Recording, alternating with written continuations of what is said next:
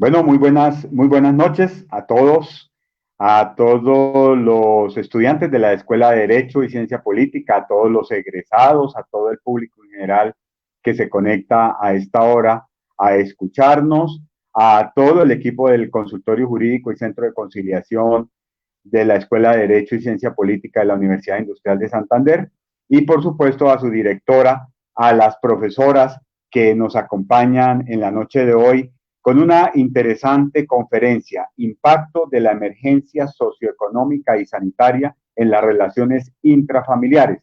Porque yo creo que tres cosas se han abordado en esta época de pandemia. Uno, el tema laboral. Dos, el tema penal. Y tres, por supuesto, el tema de las relaciones intrafamiliares. Y ese es el tema que hoy se va a abordar acá por tres expertas en el área. Está la doctora Piedad Uribe Lizarazo, que ya harán presentación de ella. Ella es una de las asesoras del consultorio jurídico, además es trabajadora social de la Universidad Industrial de Santander y nos acompaña en la cátedra ya hace más de 2 años. Está también la doctora Egna Liliana Prieto, ella es abogada también, trabaja en un juzgado de familia con una amplia experiencia y trayectoria en estos temas. Y quien va a moderar es la doctora Mari Vergel Causado. Ella es profesora de la Escuela de Derecho desde hace ya muchos años, es una de las profesoras más queridas por los estudiantes y quien además viene regentando desde hace ya varios años la cátedra de relaciones familiares en la Escuela de Derecho. Entonces tienen ustedes a un excelente panel para abordar este tema tan importante y tan fundamental como son las relaciones intrafamiliares en esta época de pandemia y en esta época de confinamiento. Doctora Clarita, directora del consultorio. Tiene la palabra. Gracias, doctor Javier. Buenas noches, muy amables. Gracias por la presentación. Un saludo muy especial a todos nuestros egresados, a todos nuestros estudiantes y a todo el público en general que nos ha seguido juiciosamente en este ciclo de videoconferencias tan importante. Mucho cariño, con mucho compromiso con todos, hacia todos ustedes.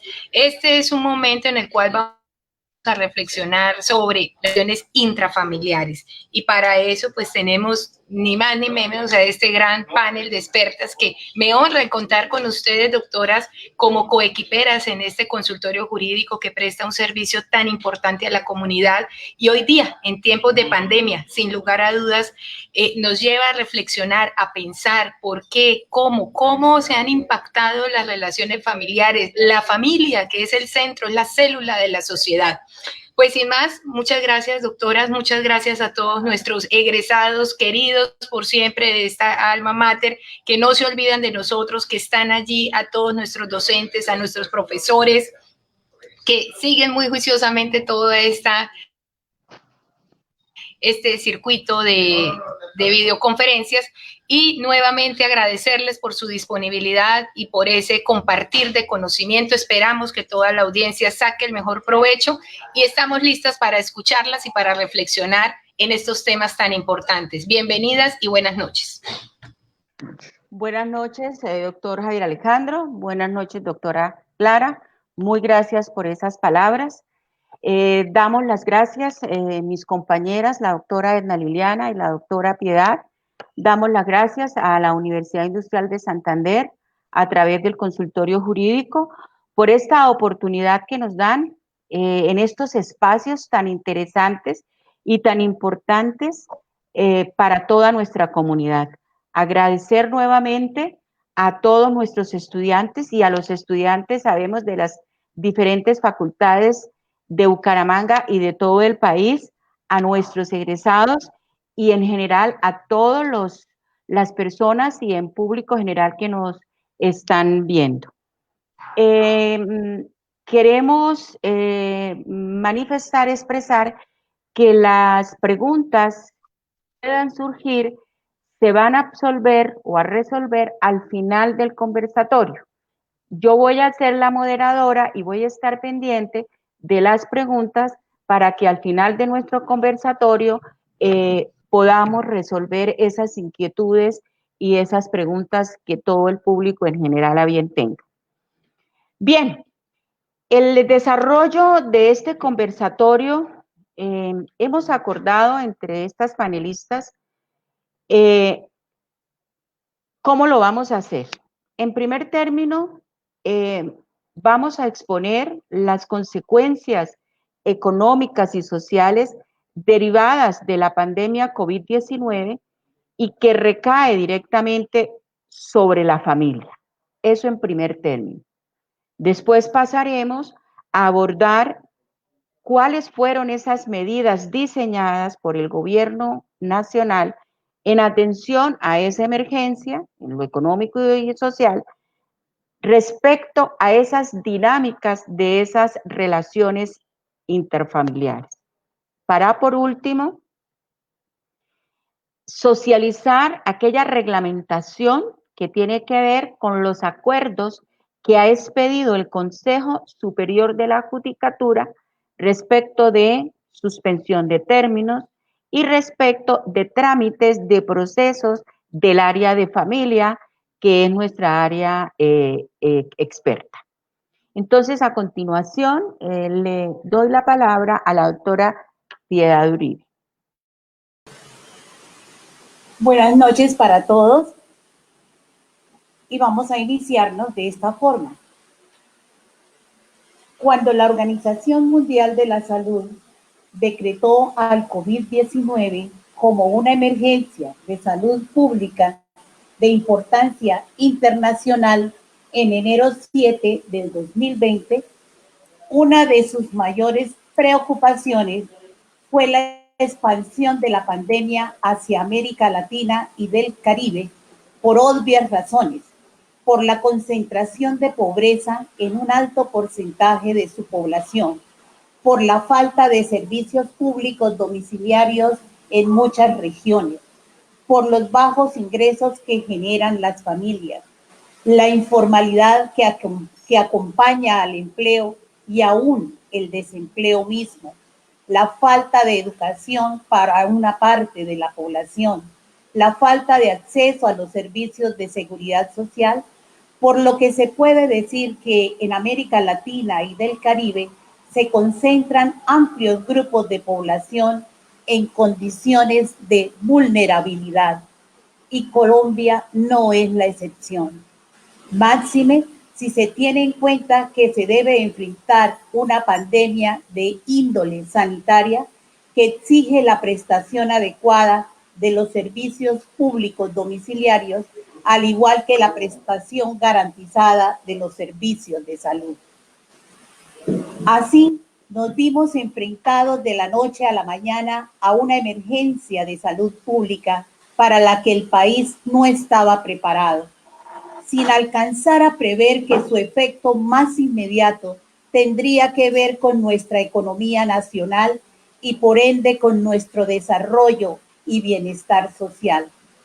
Factores estos que golpearían fuertemente el núcleo esencial de la sociedad, a saber, la familia así consagrada en el artículo 42 de nuestra Constitución Nacional, y para lo que el gobierno nacional debía en el menor tiempo posible alistar todo un paquete de medidas, poner en marcha su gabinete de gobierno, preparar toda una logística tendiente a mitigar los efectos de aquello que se anunciaba caótico y dar a conocer prontamente a sus conciudadanos cómo iba a enfrentar los esquemas de contención social, única estrategia de contención y mitigación de la pandemia, exaltando por encima de todo el derecho fundamental a la vida, así preceptuado en nuestra Carta Magna.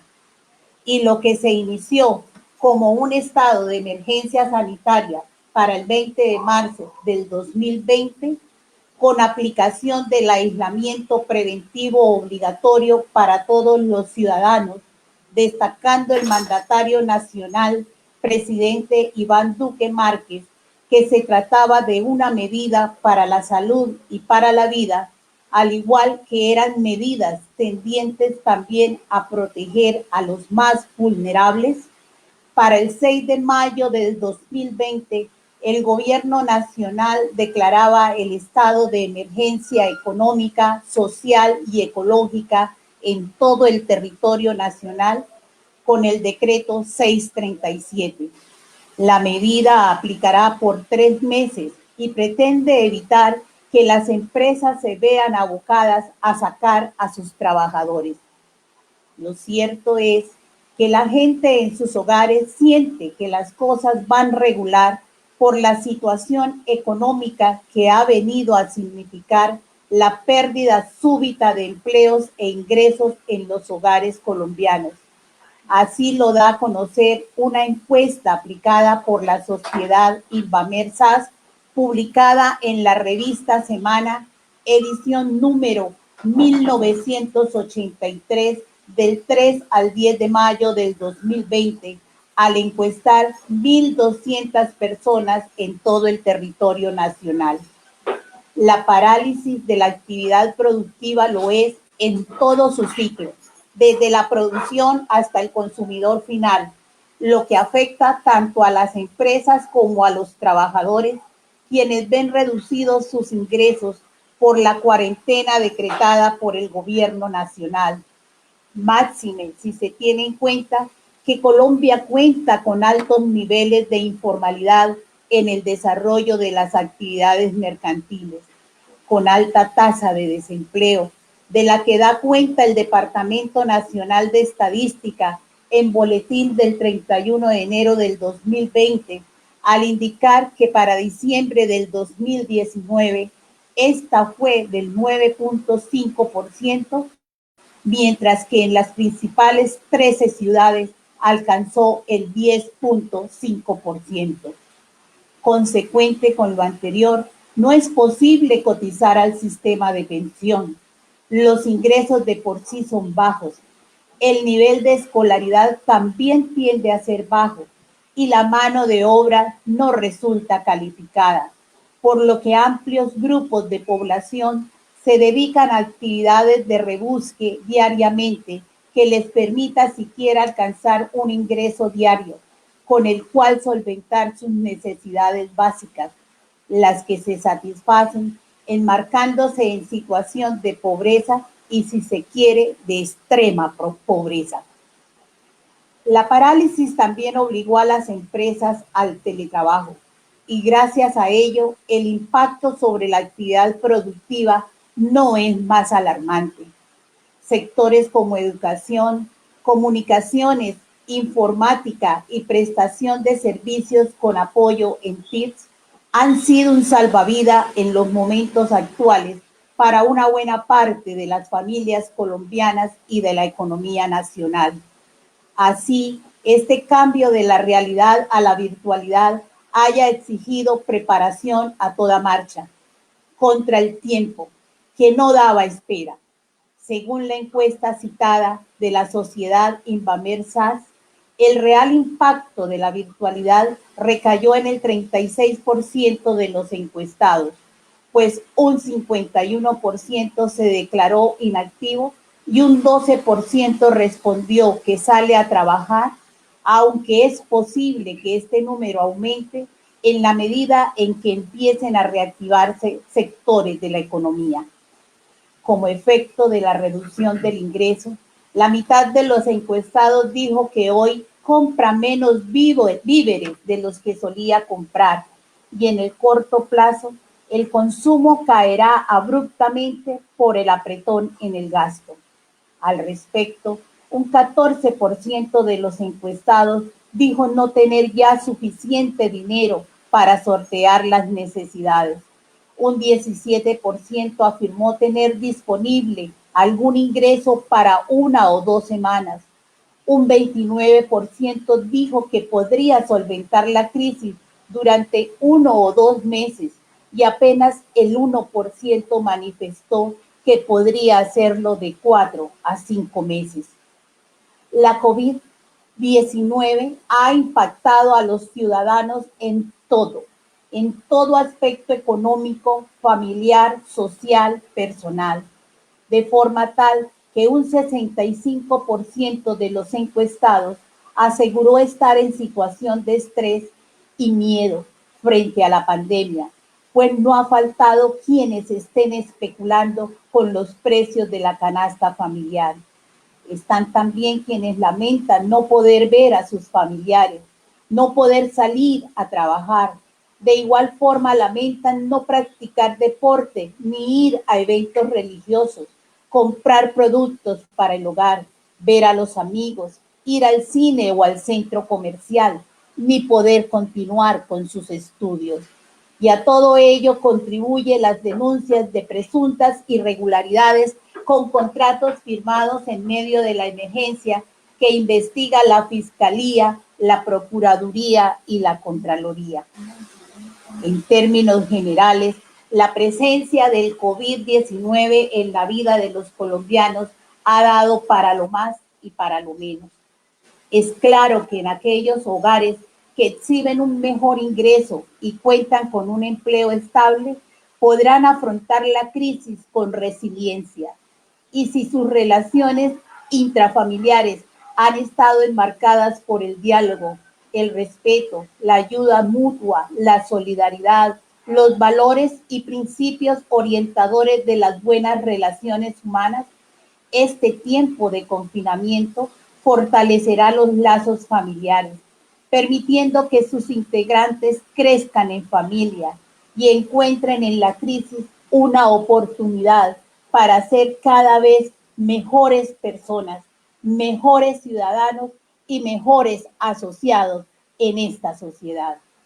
Por el contrario, en aquellos hogares en los que se viven situaciones conflictivas a diario, soportando, si se quiere con ello, el peso de la crisis económica y social, no es para menos que el confinamiento les esté significando estrés, angustia, depresión, violencia intrafamiliar, afectando con ello a todos y cada uno de sus miembros familiares y de paso malogrando el proceso de formación en los niños, niñas y adolescentes, quienes perciben este tiempo de confinamiento como lo peor que ha acaecido en sus vidas.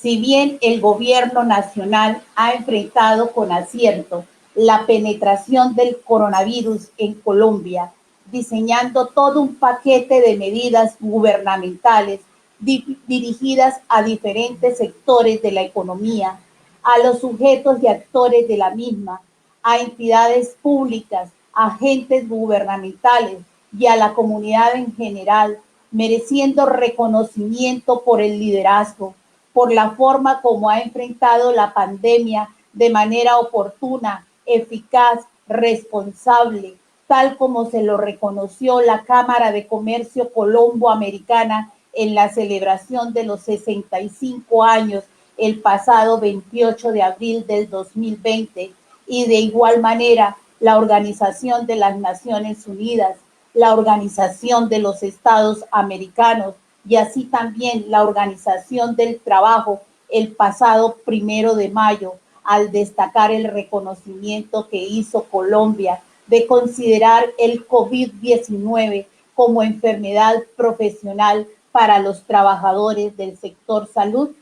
Lo cierto es que con la expedición del decreto 637 y en fin, con todo el paquete de medidas que se han dispuesto para conjurar la crisis y sus efectos, los esfuerzos del gobierno para responder con responsabilidad, justicia y equidad a un hecho fortuito, inesperado, que penetró abruptamente en nuestras vidas y que ha venido a significar todo un cambio económico, social, cultural, familiar, personal, se dirige a que los ciudadanos todos se dispongan a asumir con actitud positiva, con resiliencia, con principio de solidaridad, con sentido humano esta crisis, entendiendo que en crisis como esta todos nos igualamos, pues todos sin excepción estamos expuestos.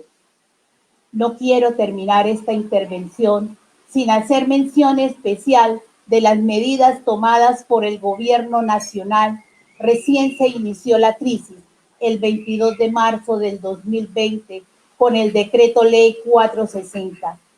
En él, el Ejecutivo dispuso la prestación ininterrumpida del servicio de las comisarías de familia del país en el marco del estado de emergencia por el coronavirus COVID-19, para lo cual sentó como lema: las familias son nuestra prioridad, lo que debe evidenciarse en protección en casos de violencia en el contexto familiar, adopción de medidas urgentes para proteger a niños, niñas y adolescentes, priorizar el servicio y atención personalizada para casos de riesgo de feminicidio, violencia, acoso sexual, violencia psicológica y física, amenazas o hechos de violencia en general contra niños, niñas y adolescentes, mujeres, adultos mayores y personas en situación de discapacidad.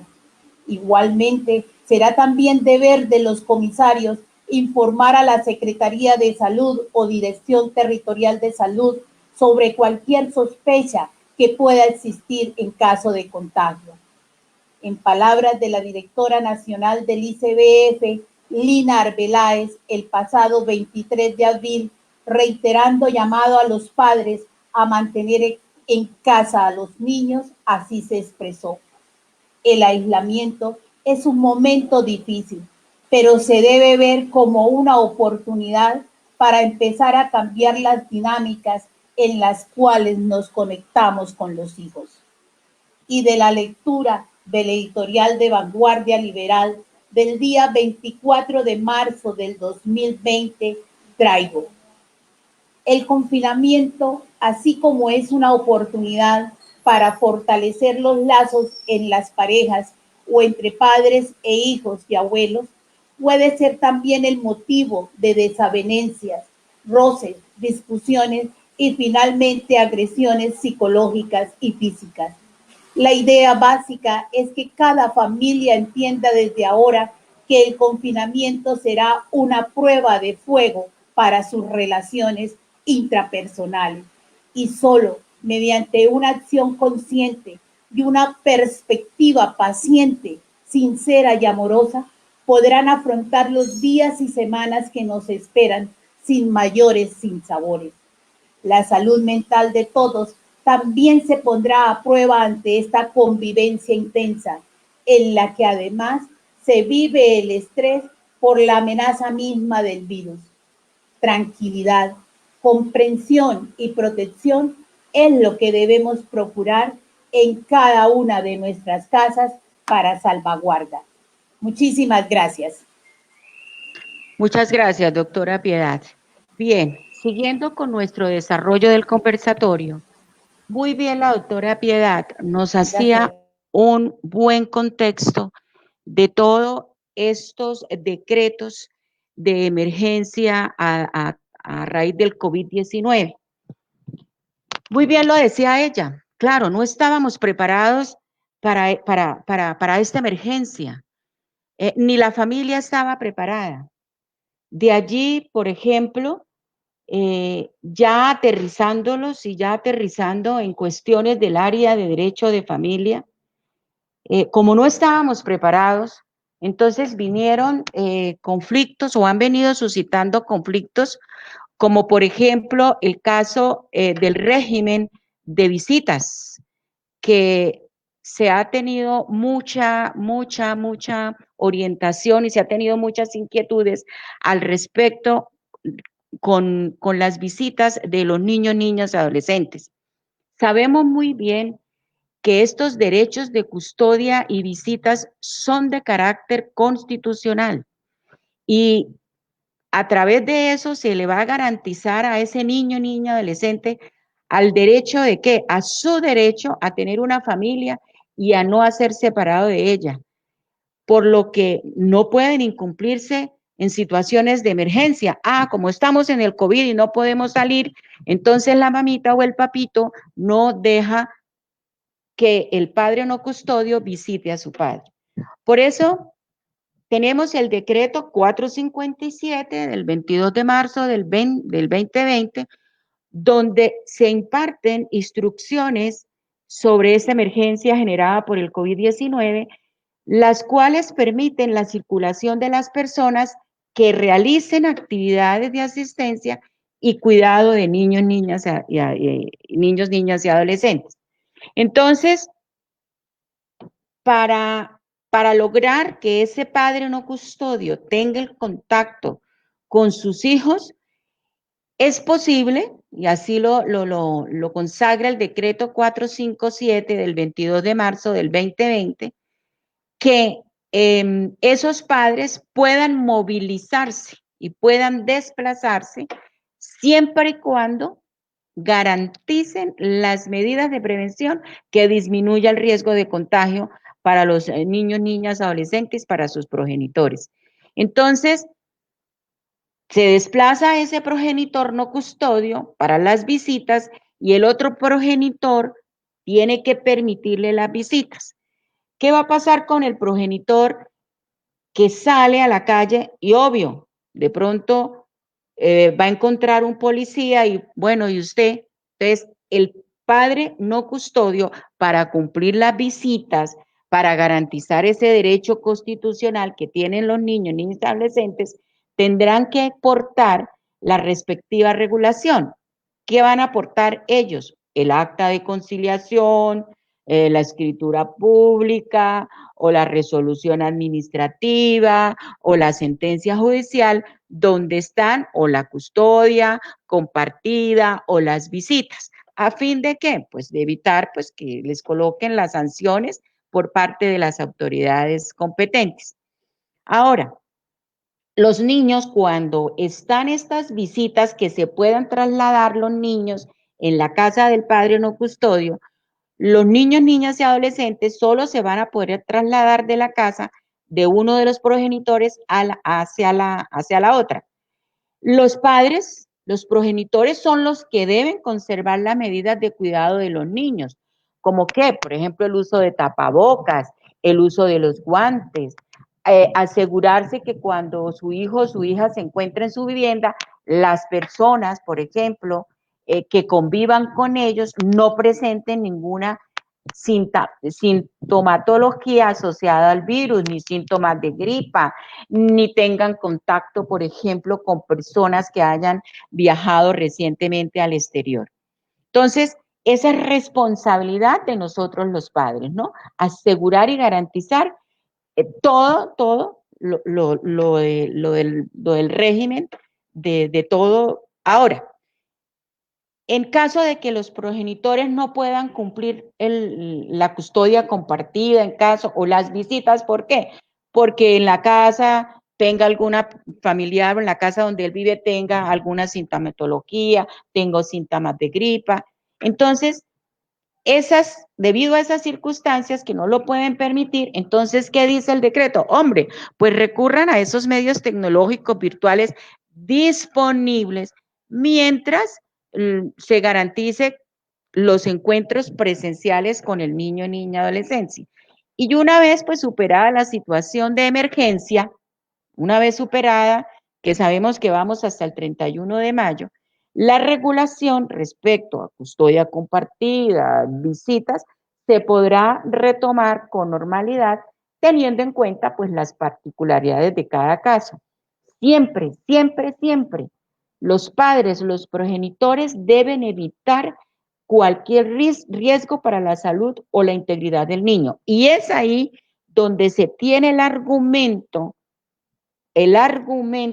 que hay que demostrarlo, de pronto para poder decir, oiga, papito, mamita, no, porque es que allá en su casa donde usted me va a llevar al niño, están con gripas, alguno tiene COVID-19, alguna persona llegó del exterior. Pues la ley presume que los padres somos responsables y que queremos lo mejor para nuestros hijos. Ahora bien, siempre se hace un llamado a la corresponsabilidad de los progenitores. ¿Para qué? Para que hagan de cada hogar un lugar seguro para proteger a los niños, niñas y adolescentes. Eso en un principio, ¿no? Lo que tiene que ver con las visitas, que se sacó, pues se expidió el decreto para movilidad y lo podemos aplicar en el caso de las visitas de los padres no custodios o los que tengan custodia compartida. Decía muy bien la doctora Piedad que esta situación que no estábamos preparados en la sociedad o el mundo va a interferir en esas relaciones intrafamiliares. Claro que van a interferir. Y hablábamos en días pasados con mis compañeras, por ejemplo, yo les decía, a ver, se nos van a venir muchos divorcios y mucha cesación de efectos civiles. ¿Pero por qué se nos van a venir? Porque es que apenas este confinamiento y este convivir de las parejas, pues va a ser como la cereza del pastel. No es que el confinamiento vaya a dar lugar al divorcio, a la cesación, no, mucho menos, sino que como ha sido, ¿no?, la relación de esa pareja ha venido mal, pues aquí culminó, ¿no? Y entonces estamos seguras de que vamos a tener trabajo para divorcios y para cesación de efectos civiles. Pero no le achacamos, no le vamos a achacar al COVID-19, que es que yo me divorcié por el COVID-19, no. Los problemas las parejas los tenían antes. Hay que mirar es antes qué problemas se tenía. Entonces vamos a ver mucho y ahí es donde esta emergencia va a irradiar, ¿cierto?, esos efectos a que vengan esos conflictos entre las parejas. Ahora bien, también hemos pensado que después que ya levanten los términos y la suspensión, que a renglón seguido viene la doctora Edna Liliana a exponerles, también tenemos toda la seguridad por todo este contexto que nos habló la doctora Piedad del desempleo. Miren los porcentajes, las estadísticas que ella nos expuso. Solamente un 1%, decía la doctora Piedad, 1% de la población tiene entre 4 y 5 meses los medios económicos para subsistir y de ahí para adelante, miren toda la estadística. Entonces, muy seguramente y desafortunadamente, en el área de familia que nosotros somos expertas, muy posiblemente vendrán disminuciones de cuotas alimentarias. ¿Y por qué digo desafortunadamente? Porque en últimas, ¿quiénes son los más perjudicados? Pues los niños, niñas y adolescentes, los hijos. Pero es una realidad, ¿no? Es una realidad. ¿Cómo vamos a tapar la realidad del señor o de la señora, del padre o de la madre, que lo mandaron a licencia no remunerada? En el peor de los casos, en el mejor de los casos lo mandaron a vacaciones, pero después de vacaciones, ¿quién sabe? En el peor de los casos le cortaron el contrato, ya no hay contrato y está en ascuas. Entonces, muy seguramente estos padres que ya tienen fijada una cuota y que sabemos que no la pueden seguir pagando, a esos padres tendrán que verse expuestos ¿a qué? A presentar demandas de disminución de cuotas alimentarias. Pienso yo que ahí decimos los expertos en familia que una de las fuentes de solidaridad de los alimentos, una de las fuentes de los alimentos es la solidaridad. ¿Solidaridad entre quiénes? Entre todos los miembros de la familia, según la clase de familia que tengamos. Familia monoparental, familia extensa, familia homosexual, familia heterosexual, cualquier clase de familia que tengamos, es ahí donde está la solidaridad. Y entonces, ahí sí nos tenemos los abogados que decirle a señores jueces, este padre, pues sí, debido al COVID-19 está desempleado, no puede con toda la cuota que él se comprometió, que fueron 600, y la otra familia paterna y materna de ese niño, ¿dónde está? No vamos a argumentar que, ay, no, porque como estoy desempleado, entonces al niño no hay que dar, no. Todos los miembros de la familia, llámese abuelos, tíos, hermanos, cualquier clase de familia que nosotros conformemos, pues ahí está la solidaridad. Tenemos entre todos que ayudarnos que a esos niños, niñas y adolescentes que en este momento por la situación de su padre o de su madre, no les pueden dar una cuota. Veremos, ¿cierto?, una controversia y hay unas argumentaciones en esos procesos futuros. ¿Qué teníamos que ver también con esta emergencia? En esta emergencia, el gobierno nacional también expidió el decreto 567, eso fue para el mes de abril, para el 15 de abril, donde le dio competencia a los procuradores para los procesos de adopción, procuradores delegados en asuntos de familia. Pero ya la Corte Suprema de Justicia, en una acción de tutela, reiteró que los procesos de familia deben ser tramitados exclusivamente por los jueces de familia que tienen la competencia para hacerlo. Como les digo, el decreto 567 le otorgó funciones jurisdiccionales a los procuradores de familia para proteger a los derechos de los niños, niñas y adolescentes en estado de adopción. ¿Pero qué pasó? Un grupo de abogados interpuso una tutela en representación de un grupo de menores de edad. La Sala Civil de la Corte Suprema de Justicia pidió a la Procuraduría General de la Nación devolver a los jueces de familia todos los procesos de adopción que estén a su cargo. Entonces, en un conversatorio que habíamos tenido anteriormente, habíamos expuesto ese decreto expedido en emergencia de la COVID-19, pero a raíz de esa tutela volvieron otra vez los procesos de adopción a los jueces de familia. Entonces está zanjada ese conflicto, que hubo mucho crítica, mucho análisis por parte de juristas importantes, de los mismos jueces. Entonces, zanjada esa situación. ¿Qué nos resta decir acerca de que se nos viene, pues, muchos problemas interfamiliares? Ya lo hablaba la doctora Piedad también, y ella muy bien lo expuso en cuanto a las comisarías, que solamente están atendiendo, para que el público en general conozca, todo lo relacionado solamente con violencia intrafamiliar, y que obviamente a raíz de esa convivencia diaria, es normal, ¿cierto? Que entre los integrantes de la familia, pues tengamos esos roces, ¿no? Porque todos los días estamos, desde por la mañana hasta por la noche, pero con unos aspectos y con unas relaciones de amor, de cordialidad, de cariño, de respeto, yo creo que logramos salir de estas conflictos, roces. Ahora, yo no llamo normalidad violencia intrafamiliar, que quede claro. Los roces normales entre todas las personas, pero sin caer, ¿cierto?, en una violencia psicológica, violencia verbal, violencia física, que, como ustedes muy bien saben, las comisarías de familia están atendiendo unos puntos muy específicos, no todos. Nos han llegado inquietudes, por ejemplo, acerca de regulación de visitas, para conceder custodias.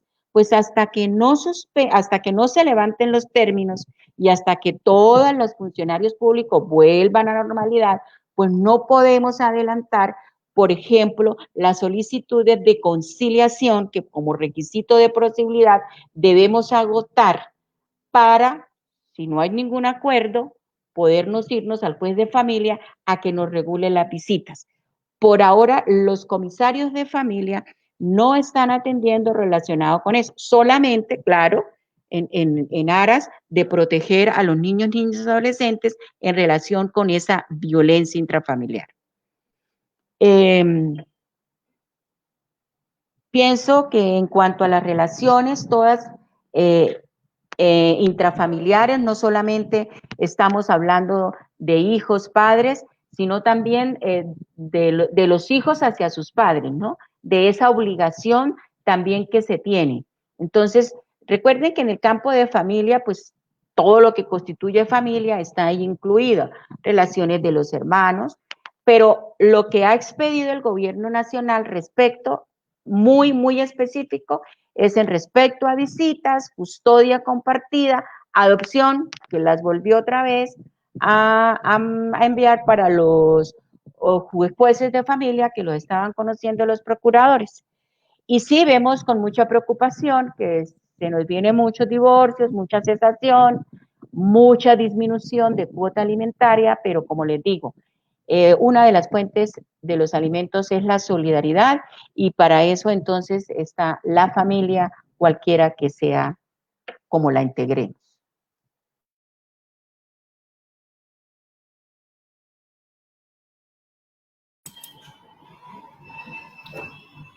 Buenas noches. Habiendo escuchado mis compañeras, a continuación les voy a hacer un relato sobre los acuerdos que ha expedido el Consejo Superior de la Judicatura en virtud de este estado de emergencia económica, social y ecológica. Es lógico que la justicia también se ha visto muy afectada por esta situación y pues ha tenido que regular a través de diferentes acuerdos todo lo relacionado con los trámites judiciales en todas las áreas del derecho. En virtud de eso ha expedido 14 acuerdos para regular esta situación y para hablar de suspensión de términos y pues las diferentes situaciones que se pueden presentar al interior de los procesos. Para hablarles en materia de familia, solamente me voy a referir a los acuerdos que tocan directamente con nuestra área.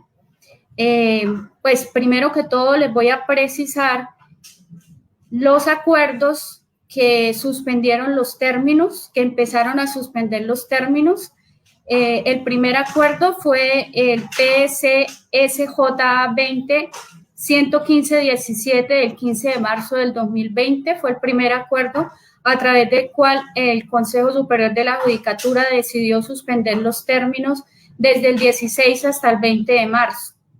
Así sucesivamente siguió suspendiendo los términos hasta que a través del acuerdo PSSJ 20-115-32 del 11 de abril de 2020 suspendió términos del 13 al 26 de abril de 2020.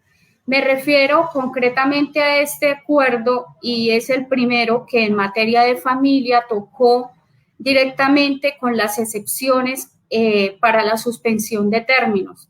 En este acuerdo, el Consejo Superior de la Judicatura, en el artículo 3, numerales 2 y 3, eximió de la suspensión de términos a los procesos de adopción donde se hubiera admitido la demanda y a las medidas de protección en materia de violencia intrafamiliar cuando en el lugar no haya un comisario de familia. Esas fueron las dos primeras excepciones a las cuales se refirió el Consejo Superior de la Judicatura.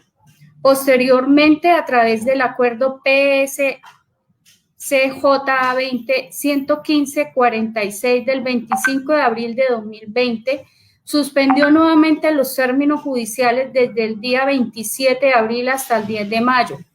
En el artículo 8 de ese acuerdo, estableció nuevamente las excepciones en materia de familia y dijo lo siguiente: ya se refirió otra vez a los procesos de adopción, pero ya no los excluyó o no los limitó a aquellos a los que se hubiera admitido la demanda, sino a todos los procesos de adopción, independientemente si estuviese o no estuviese admitida la demanda. Es decir, cualquier proceso, cualquier demanda de adopción se debía empezar a tramitar de manera virtual. Y se refirió a los procesos en trámite. Los procesos en trámite que enlistó fueron nuevamente las medidas de protección en casos de violencia intrafamiliar en aquellos lugares donde no hay comisario de familia. También los procesos de restablecimiento de derechos donde haya pérdida de competencia por parte de la autoridad administrativa, que es la que debe conocer de este tipo de procesos, y en las homologaciones, pero siempre y cuando se puedan tramitar de manera virtual. Igualmente, los procesos de restitución internacional de derechos de los niños, niñas y adolescentes que se puedan tramitar de manera virtual. Y algo muy importante que se las había quedado, pues, de alguna manera en el tintero y que las señoras titulares de los derechos de alimentos estaban necesitando de manera urgente, fue autorizar el pago de los depósitos judiciales, es decir, que los jueces empezaran a emitir órdenes para autorizar y pagar los títulos por concepto de alimentos. Eso sí, bajo las premisas y los lineamientos establecidos por el Consejo Superior de la Judicatura, porque en torno a eso pues hay reglamentación, se deben cumplir ciertos protocolos para que las señoras puedan reclamar sus títulos.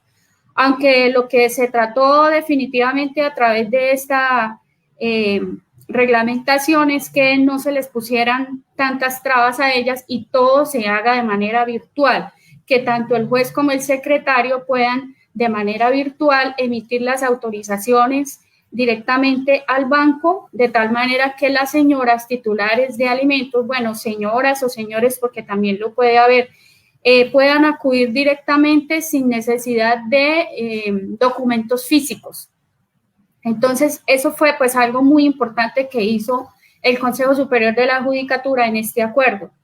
Posteriormente fue emitido el acuerdo PSSJ A20-115-49 del 7 de mayo de 2020, suspendió términos del 11 al 24 de mayo y en su artículo 8, nuevamente el Consejo se refiere a las excepciones en materia de familia, que no las voy a repetir porque son exactamente las mismas a las que se hizo referencia en el acuerdo anterior. Y finalmente, el último acuerdo que el Consejo ha expedido en torno a excepción de términos en materia de familia fue el acuerdo PSSJ 115-56 del 22 de mayo de 2020, que suspendió los términos del 25 de mayo al 8 de junio inclusive. Este acuerdo, además de mantener las excepciones de las que ya les he hablado en materia de familia, es decir, los procesos de adopción, llámese admitida o no admitida la demanda, las medidas en tratándose de violencia intrafamiliar en aquellos lugares donde no hay comisarios de familia, los procesos de restablecimiento de derechos donde haya pérdida de competencia por parte de la autoridad administrativa correspondiente y los de homologación siempre y cuando se puedan tramitar de manera virtual, los procesos de restitución de derechos de los niños, niñas y adolescentes, igualmente que se puedan tramitar de manera virtual, los títulos de alimentos para pago de procesos donde se tengan títulos por este concepto. Además de estas excepciones que ya las había tratado en los acuerdos anteriores, adicionó 3 cosas muy importantes en este último acuerdo. Primero, se exceptúan de los términos, de la suspensión de los términos, aquellos procesos donde se puedan proferir sentencias anticipadas en los términos del artículo 278 del Código General del Proceso, que son 3 eventos. Primero, cuando las partes o sus apoderados lo soliciten de común acuerdo, ya sea por iniciativa propia o por sugerencia del juez. Segundo, cuando no hubiere pruebas por practicar. Y tercero, cuando se encuentre probada la cosa juzgada, la transacción, la caducidad, la prescripción extintiva y la carencia de legitimación en la causa. Son estos 3 eventos donde se puede proferir sentencia anticipada y si existe algún proceso en este momento en materia de familia que cumpla cualquiera de estos 3 requisitos, está exento de la suspensión de términos, es decir, que los jueces están obligados a proferir esta sentencia anticipada. El segundo evento es en aquellos procesos donde se puedan proferir sentencias de plano en los términos del artículo 386, numeral 4. Aquí en este momento debo hacer una aclaración y es que en el acuerdo hubo una pequeña equivocación en el artículo porque se hace referencia al artículo 286, cuando el artículo que consagra la sentencia de plano es el 386. Entonces, aquellos procesos de investigación de paternidad o de impugnación de paternidad a los cuales se les aplican unas reglas especiales de conformidad con la norma que les acabo de mencionar, en el numeral cuarto se establece que se podrá dictar sentencia de plano acogiendo las pretensiones de la demanda en los siguientes casos. Primero, cuando el demandado no se opone a las pretensiones en el término legal, es decir, en el término que tiene para contestar la demanda. Ese es el término legal. Y segundo, si practicada la prueba genética, su resultado favorable al demandante y a la parte demandada, y la parte demandada no solicita una nueva práctica de prueba o un nuevo dictamen pericial oportunamente y en la forma en que lo establece esa norma, entonces, en ese caso, se podrá dictar sentencia de plano. Y aquellos procesos que tengan estas características, los procesos de investigación o de impugnación de la paternidad que reúnan estas características o estos requisitos, están exentos igualmente de la suspensión de términos que tiene establecido el Consejo Superior de la Judicatura.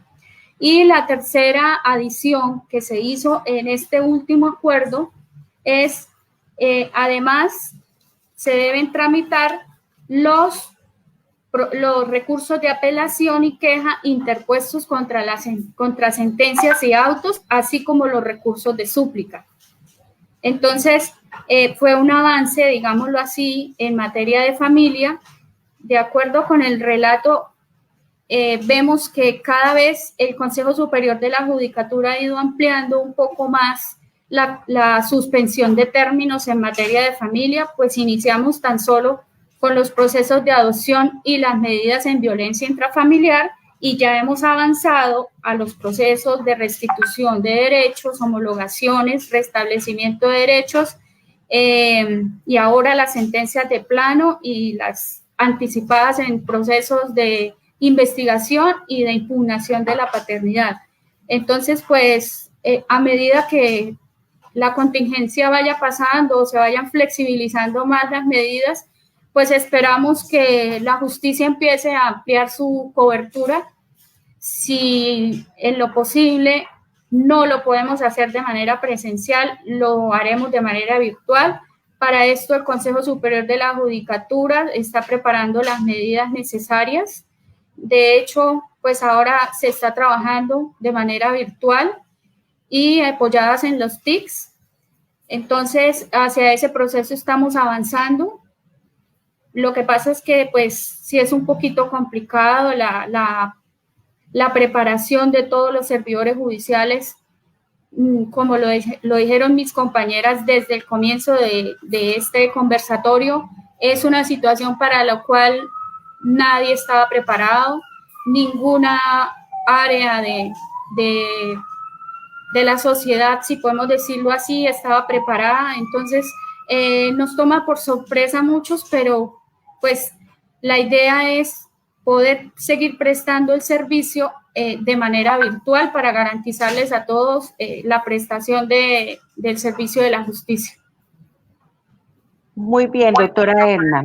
Entonces, invito a todo el público que nos está viendo, estudiantes, egresados, todo el público en general, que por favor nos puedan elevar las preguntas. Y ya aquí tengo una pregunta de pronto para la doctora Edna, aunque ya la contestó, pero una pregunta era, ¿de qué manera garantizamos que los niños que estén a la espera de ser adoptados no se les vulnere sus derechos con base en la inactividad de la Administración de Justicia? Yo pienso pues que con lo último que había dicho usted se absolvió, porque el último acuerdo del Consejo Superior de la Judicatura incluyó los procesos de adopción. Ahora bien, preguntan también que cómo es la diligencia de los títulos, para la entrega de títulos. Tal vez hay mamitas que nos están viendo y que cómo es esa entrega de títulos, doctora Edna. Bueno, para la entrega de títulos, si tienen algún inconveniente, es decir, como normalmente van y reclaman en el banco sin ninguna traba, por decirlo de alguna manera, pero si en el banco no les pagan, entonces tienen que dirigir una solicitud al juzgado que les está adelantando el proceso. Todos los juzgados a nivel nacional ya tienen habilitado un correo institucional. Entonces, tienen que hacer una petición dirigida al correo del juzgado que les esté adelantando su respectivo proceso y pedirle al juzgado el pago del título, exponiéndole la situación, es decir, si fue que no se lo pagaron porque les quedó mal el número de la cédula, si les quedó mal el radicado, si de pronto sobrepasa el monto, porque puede suceder, un ejemplo, que la cuota alimentaria mensual sea de 200.000 pesos y el título esté por 400.000, porque muchas veces los padres o las madres que están obligados a dar la cuota consignan cuotas atrasadas, entonces a veces el banco no paga porque no corresponde al monto mensual. Es decir, cualquiera que sea la situación o el inconveniente que tenga la señora o el señor para cobrar su título, se lo expone al juzgado a través de una solicitud dirigida al correo institucional y ahí mismo el juzgado le va a responder si le paga o no le paga el título. Bien, nos preguntan, ¿qué pasa con los procesos ejecutivos de alimentos que se están tramitando? Doctora Piedad, o... Pues si me permiten, yo les puedo contestar esa pregunta. Listo. Los procesos ejecutivos de alimentos solamente tienen habilitado en este momento el pago de títulos judiciales, pero siempre y cuando el proceso se encuentre en etapa de pago de títulos, que es cuando ya está aprobada la liquidación del crédito. De lo contrario, el proceso, al igual que los demás, tiene suspendidos los términos, es decir, que cualquier otra petición, ya llámese de medidas cautelares, de impulso procesal, cualquier otra petición que quieran enervar en ese proceso, no se va a poder tramitar por ahora, solamente el pago de títulos judiciales. No sé si esa sea la inquietud o tengan alguna otra duda frente a eso. No, doctora Edna, así fue la pregunta. ¿Qué pasa con los procesos ejecutivos? Entonces, hay que tener en cuenta esos términos que están suspendidos, hay que tener en cuenta el estado del proceso en que está. Otra pregunta, pues no es de nuestra línea, pero sí podemos contestarla. ¿Qué pasa con las mujeres víctimas de violencia de género? Habíamos dicho que las comisarías de familia, doctora Piedad, el decreto, ¿cómo es el decreto? Exacto, que están habilitadas. Sí, por supuesto que sí, doctora Mari. Están habilitadas solamente por ahora las comisarías de familia para violencia intrafamiliar. Las comisarías de familia fue de las primeras entidades para las cuales el gobierno nacional, con base en el decreto ley 460, ordenó o dispuso la prestación ininterrumpida del servicio de las comisarías de familia, porque desde entonces ya preveía que el confinamiento podía dar para ahondar la problemática familiar en aquellos casos donde ya se vienen dando situaciones familiares conflictivas. Entonces, con el decreto ley 460, dentro de la llamada, fue de los primeros decretos con los cuales se pronunció el gobierno nacional, las comisarías de familia, todas dentro del territorio nacional, están habilitadas para atender en forma continua todo lo que acontezca con relación a violencia intrafamiliar. Entonces, que no se diga que no hay entidad del gobierno que pueda atender una problemática de esta, en todo el sentido, cualquiera que sea la modalidad de violencia. Y recordemos que las comisarías de familia, los que nos decretan son las medidas de protección a estas mujeres víctimas de violencia, cualquiera, ¿no? Hombre también puede ser, niños, cualquier persona que sea víctima de violencia, pueden ellos decretar, los comisarios de familia, medidas de protección. O sea, no están desamparadas las personas ahorita en estos momentos. Otra pregunta, ¿a dónde puedo acudir para solicitar audiencia de conciliación, de fijar una cuota de alimentos en estos momentos? A la persona que elevó esta pregunta, actualmente, por ejemplo, el consultorio jurídico de la Universidad Industrial de Santander Desarrollamos y celebramos audiencias de conciliación virtual. Tenemos una página, ¿no?, web donde nuestros usuarios y usuarias pueden acudir para realizar diferentes asesorías. Si de las asesorías da para agotar este requisito de procedibilidad, que consiste en esa audiencia de conciliación, en nuestro centro de conciliación, si cuentan las personas con las herramientas tecnológicas, se puede realizar esa audiencia de alimentos para fijar, o sea que no es tampoco talanquera. Nos preguntan, ¿cuándo podremos demandar por fijación de alimentos? ¿A cuándo podremos instaurar la demanda de fijación de alimentos? Todo depende, doctora Mari. En primer lugar, frente a lo que es el Instituto Jurídico de los Alimentos, sea para fijar cuota alimentaria o sea para modificarla tendiente a aumentarla, tendiente a disminuirla, o porque el alimentante considere que le asisten las razones para exonerarse frente a una cuota alimentaria, en cualquiera de esos eventos tiene que cumplirse primero con el requisito de procedibilidad que ordena la ley 640 del 2001 en su artículo 40. Es decir, tiene que celebrarse primero una audiencia de conciliación entre las partes, tendiente a acordar la cuota alimentaria que habrán de fijar de mutuo acuerdo padre y madre frente a su deber para corresponder a la obligación alimentaria para con el menor, o al menos con el fin de que se cumpla con ese requisito de procedibilidad antes que acudir a la jurisdicción. Si ese requisito ya lo tiene cumplido, pues ya se le abren las puertas de la jurisdicción para recibirle la demanda. Pero como lo decía la doctora Edna, ya se prevé que para el próximo junio 8, poco más o menos, empezará a reactivarse la justicia. Y al respecto de eso también, ya empezaron los divorcios. ¿Cuándo puedo presentar el divorcio? Recuerden que los divorcios y la cesación de los efectos civiles se tienen que hacer a través de un abogado titulado, ¿no? Un abogado titulado.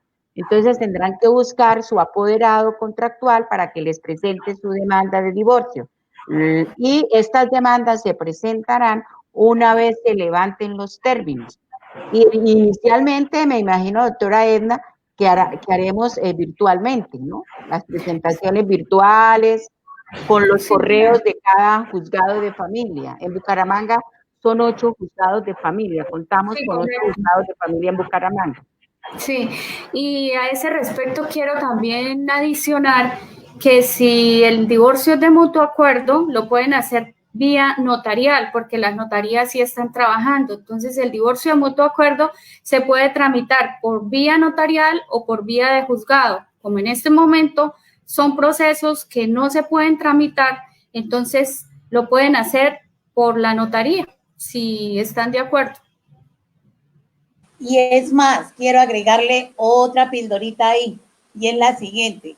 Al hacerse por mutuo acuerdo y existiendo hijos menores para los cuales la ley protege ante todo sus derechos, pueden también los que se dicen cónyuges hasta ahora celebrar un acuerdo privado que habrá de quedar inserto en la escritura pública misma de divorcio con relación a las formas como habrán de responder frente a esos menores.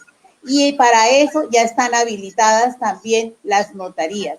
Por supuesto que de ese acuerdo que celebren los progenitores con relación a la obligación alimentaria de sus hijos, custodia, reglamentación de visitas, hasta salidas del país, de ello conocerá la Defensoría de Familia, quien al encontrar que el acuerdo está bien celebrado y que para nada vulnera los derechos del menor, así lo aprobará, lo regresará a la notaría para que continúe el trámite notarial. Vuelven a preguntar sobre las conciliaciones virtuales. A ver, yo le quiero explicar al público que nos está viendo y escuchando. El consultorio jurídico de la Universidad Industrial de Santander ha preparado y establecido, he planeado un canal web. Ustedes pueden entrar al consultorio jurídico, se le hace su asesoría y si hay pie, si da lugar a la audiencia de conciliación, vuelvo y repito, si se cuentan las parte convocante y parte convocada con las herramientas tecnológicas, el consultorio jurídico de la Universidad Industrial de Santander ha adaptado todo, un equipo, un aula virtual, para que se hagan esas conciliaciones en el aspecto de alimentos, que son los competentes en el consultorio, ya sea para fijar, ya sea para disminuir cuota, para aumentar cuota o para exonerar cuota de alimentos. O también de pronto soliciten conciliaciones para llegar a acuerdos de cuotas alimentarias atrasadas. Entonces, si las partes tienen esas herramientas tecnológicas, podemos llegar a acuerdos de cómo la persona, el moroso, el incumplido, la incumplida, la morosa, puede pagar esos cánones atrasados a través de lo virtual. O sea, no os preocupéis porque contamos con estos canales afortunadamente, y el consultorio jurídico tiene todo dispuesto para la comunidad, todo dispuesto para ustedes. ¿Alguna otra pregunta?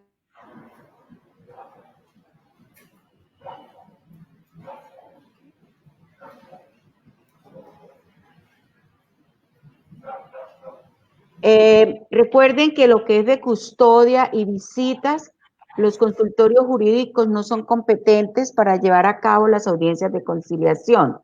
Estas custodia y visitas las tendrán que hacer o a través de las comisarías de familia, cuando se levante la emergencia, o a través de las defensorías de familia, o a través de las personerías, o a través de centros de conciliaciones privados, ¿sí? O a través de las procuradurías en asuntos de familia, Ministerio Público. ¿Deben agregar algo mis compañeras al respecto de eso? ¿No? No. Bueno, invito al público, si tienen alguna pregunta, inquietud, por favor, este es el momento. Mis compañeras miran a ver si tienen alguna otra pregunta ya. Por acá no veo, no tengo más. Yo no veo preguntas en el chat tampoco, doctora. No.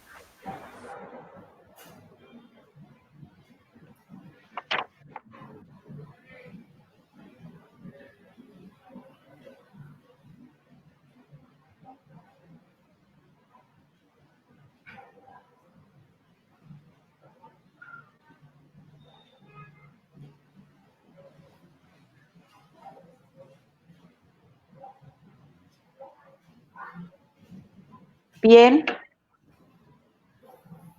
Estamos esperando a ver.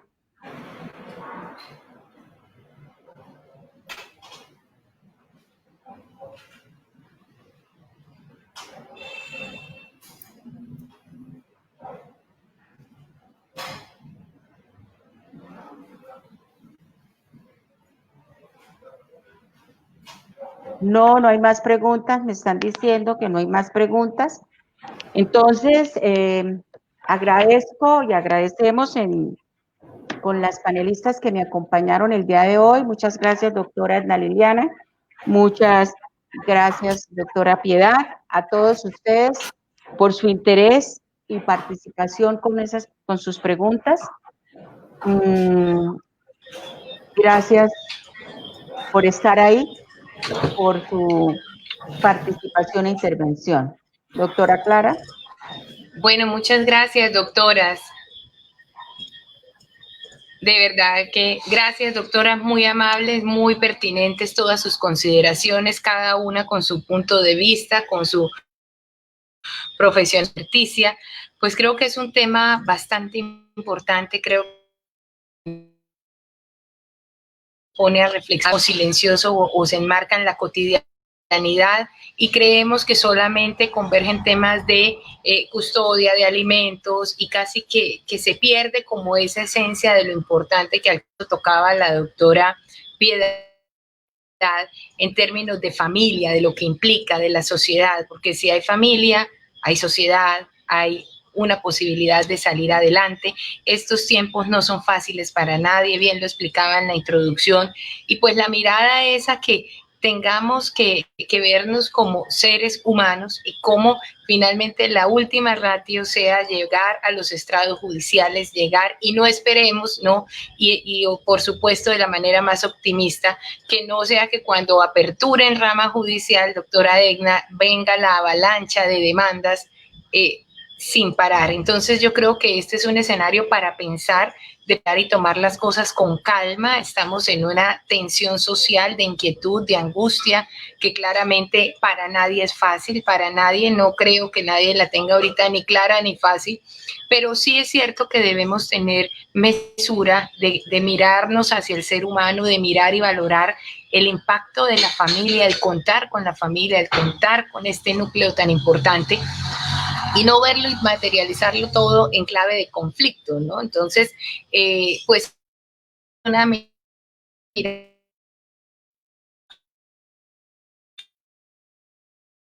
que lo establecieron un sinnúmero de decretos, de normativas. Creo que a este país le sobran normas, cada día son más normas y normas, pero de veras es como ese llamado a la reflexión a los padres, independientemente del COVID, pues hay que pensar que es una responsabilidad de esos padres con esos hijos, de la sociedad, de cuidar la familia, de la madre con los hijos. Yo creo, doctora, así muy respetuosamente, el que es padre,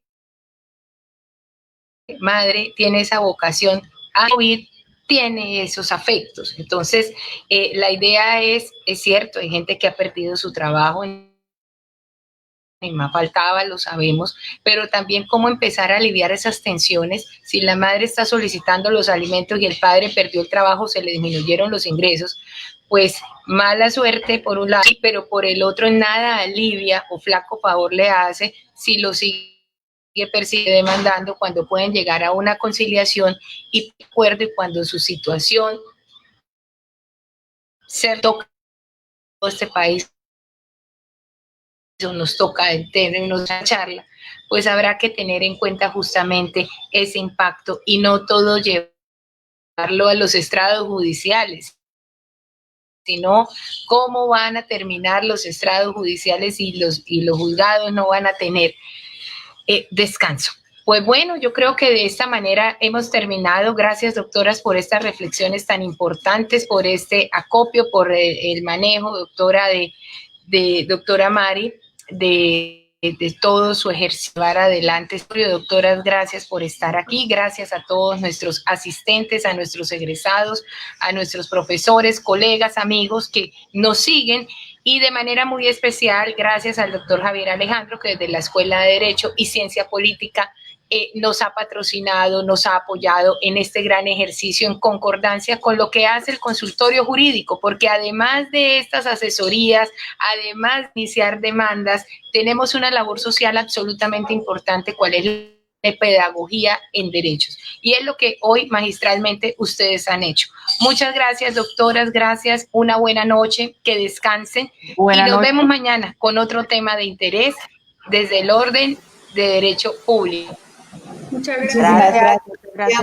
Mil gracias, doctoras, y que descansen. Buenas noches a todo nuestro auditorio. Muchas gracias. Muy amables. Gracias.